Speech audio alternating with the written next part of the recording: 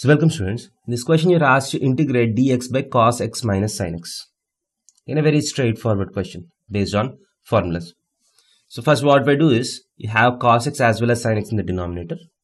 I'll try to convert this into a single trigonometric ratio.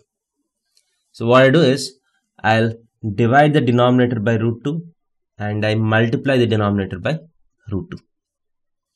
So what happens if I do this? Equal to 1 by root 2 times integration of dx by.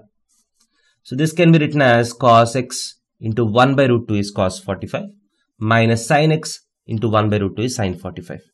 So this denominator can be written as cos x cos 45 degrees minus sin x sin 45 degrees. That is cos of a plus b. So cos of x plus pi by 4.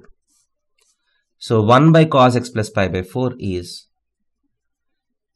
secant of x plus pi by 4 dx. Secant of x plus pi by 4 dx. Right? So 1 by root 2, what is the integration of secant x?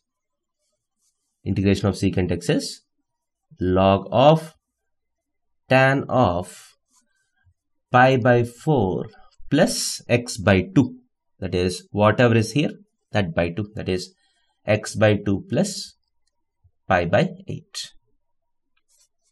So that is equal to 1 by root 2 log of tan of x by 2 plus, so this is pi by 8, this is 2 pi by 8. So total you have 3 pi by 8.